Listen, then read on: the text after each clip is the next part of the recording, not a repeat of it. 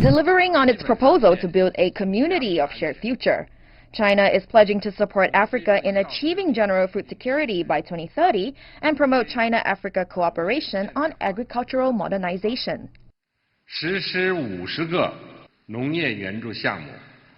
We will implement 50 agricultural assistance programs, provide 1 billion yuan in emergency humanitarian food assistance to African countries, send 500 senior agriculture experts to Africa, and train young researchers in agricultural science and entrepreneurs in agriculture business.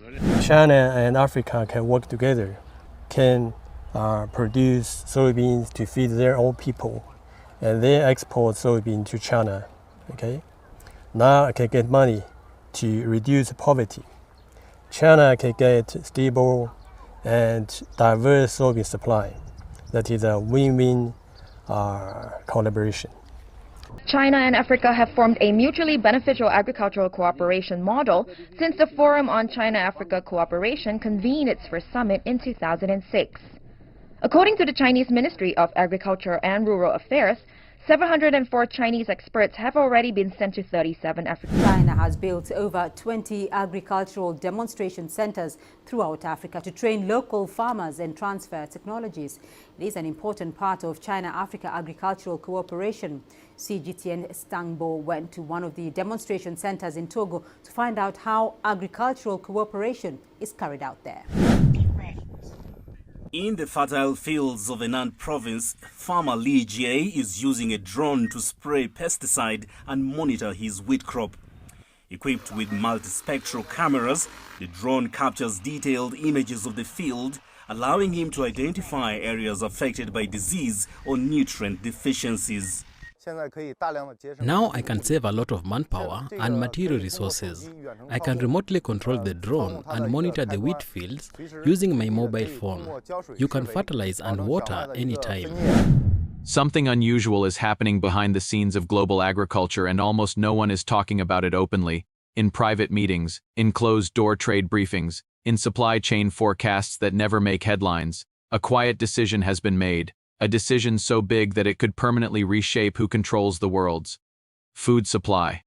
And when this decision leaked, one reaction spread instantly across America's agricultural heartland: panic. I got to farm with my dad every day. It's a way of life. It's a wonderful way of life. And it's at risk. And it shouldn't be. The impact of Trump's tariffs is being felt in the heartland. Soybean farmers here are now suffering economically like they haven't in decades. Right now we are harvesting soybeans in Marengo, Illinois.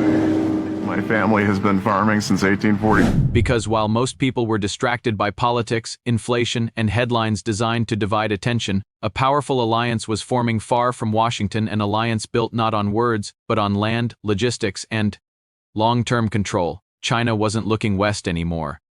China was looking south, toward Africa, toward millions of hectares of fertile land, toward a continent with growing infrastructure, expanding trade blocs, and governments increasingly willing to play the long game. And what they're building together isn't small, it isn't symbolic, it isn't experimental. They're building mega soybean farms on a scale large enough to rewrite global markets.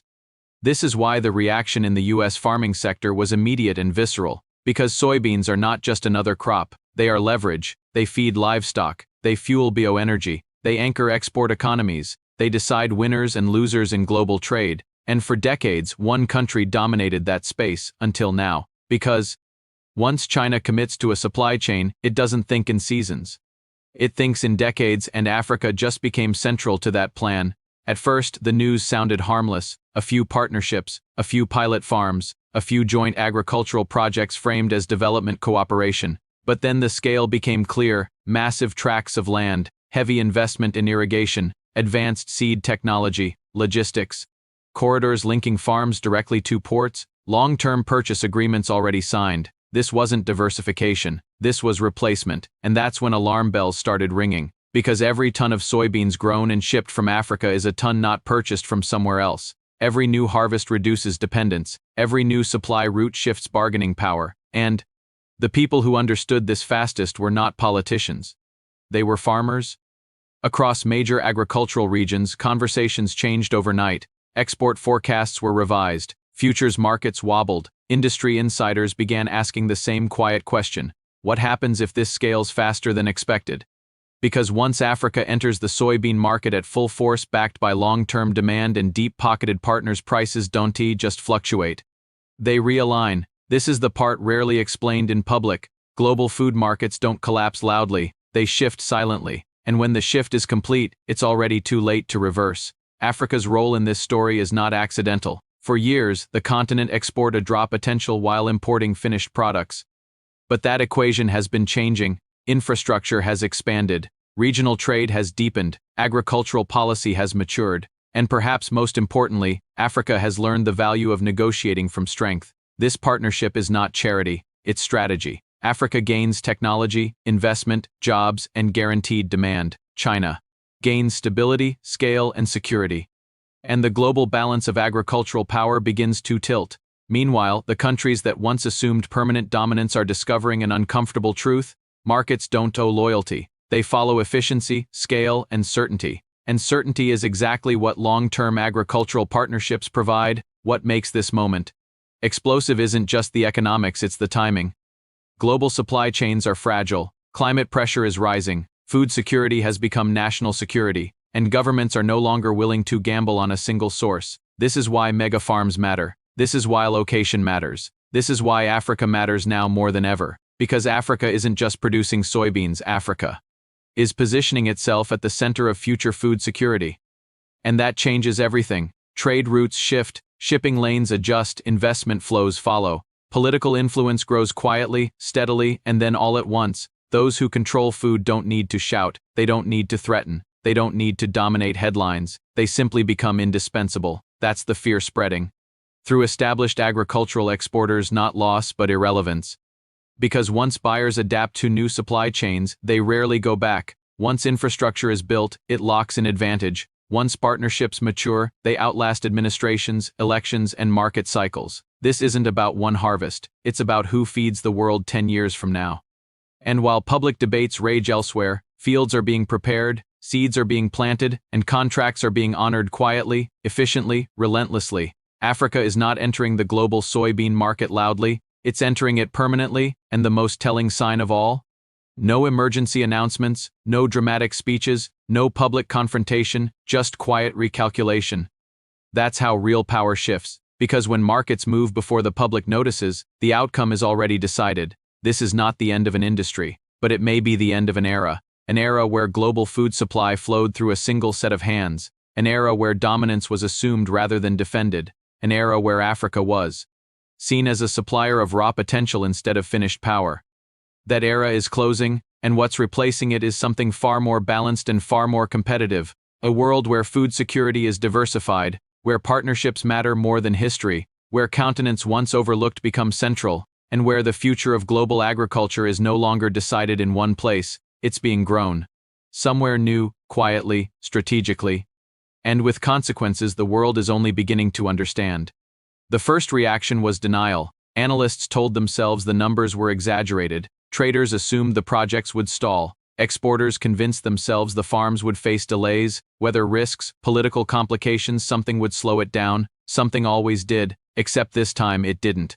Satellite data began confirming land preparation at scale, port authorities quietly expanded capacity, shipping schedules adjusted, insurance firms rewrote risk models, and inside global commodity exchanges, soybean forecasts started changing not slightly, but decisively. Prices didn't crash, they softened. That was worse. Because softening meant permanence, it meant the market was already pricing in a future where supply would no longer be constrained by traditional exporters. It meant buyers were confident enough to wait, renegotiate, and diversify, and once buyers feel confident, leverage disappears. Exporters felt it first in the contracts. Long-term purchase agreements that once renewed automatically were suddenly delayed. Volume commitments were reduced, negotiation windows widened, discounts were requested and granted, not because sellers wanted to, but because they had no choice. At the same time, something unsettling was happening downstream. Livestock feed producers began testing alternative supply blends, biofuel firms recalculated sourcing costs, food processors adjusted hedging strategies. Every recalculation moved one assumption quietly off the table: total dependence was no longer necessary. The market was adapting, and adaptation is irreversible. investment followed. Signal. Capital that once flowed predictably into established agricultural zones began redirecting, not pulling out dramatically, just drifting. Pension funds adjusted exposure, agribusiness lenders diversified geography, equipment manufacturers explored new partnerships closer to future growth zones. Where capital moves early, production follows. Where production follows, influence settles. This is when the pressure intensified. Export regions dependent on agricultural trade felt stress ripple outward. Storage facilities filled faster than expected. Transportation margins tightened. Futures contracts lost their old reliability as hedging tools. What had once been a stable cycle became volatile, then uncertain. Uncertainty terrifies markets more than loss, because loss can be priced. Uncertainty cannot. As Africa's output projections rose, so did its negotiating power. Shipping lanes once dominated by a handful of exporters now included new routes. Insurance premiums adjusted favorably. Delivery timelines shortened. Reliability increased. Buyers noticed. Reliability always beats tradition, and with reliability came confidence, not just from buyers but from governments. Food security strategies began shifting subtly. Diversification clauses appeared in policy drafts. Strategic reserves expanded sourcing criteria. No press conferences, no announcements, just policy language changing tone. Then came the tipping point. A major commodity forecast quietly revised its 5-year outlook. The language was careful, technical, almost boring, but insiders understood the message immediately. Supply dominance was fragmenting. From that moment, reactions escalated. Export associations lobbied harder. Emergency trade discussions were requested. Tariff options were floated, then quietly dismissed. Retaliation sounded good politically but made no economic sense. You can't punish a market for evolving, and markets were evolving fast. Meanwhile, Africa's internal transformation accelerated the shift. Regional trade reduced logistics costs. Cross-border infrastructure lowered friction. Standardized regulations improved efficiency. Suddenly, scale wasn't just possible, it was competitive. Production costs dropped. Delivery timelines improved. Risk diversified. That combination is lethal to monopolies. Global buyers recalibrated procurement strategies not for next year but for the next decade. And once long-term planning shifts, short-term recovery becomes almost impossible. Farmers elsewhere felt it emotionally before. They felt it financially. Calls came in slower. Orders became conditional. Margins tightened. Assurances disappeared. Not because demand vanished but because options multiplied, and markets love options. This wasn't collapse, it was displacement, a slow, grinding realization that influence once assumed permanent now had to be earned again in a world where the rules had changed. Africa wasn't undercutting prices. Africa wasn't flooding markets. Africa wasn't playing aggressively. Africa was simply present at scale, with partners and with patience. That's what made it unstoppable. Because panic fades, adjustment doesn't. And as Act 2 closes, the truth becomes unavoidable across trading floors, government offices, and agricultural communities alike. The global soybean market has crossed a line, not in headlines, not in speeches, but in structure. Supply is diversified, power is redistributed, dependence is broken, and once broken, it never returns. The question is no longer whether the market will change. The question is who adapts fast enough to survive it.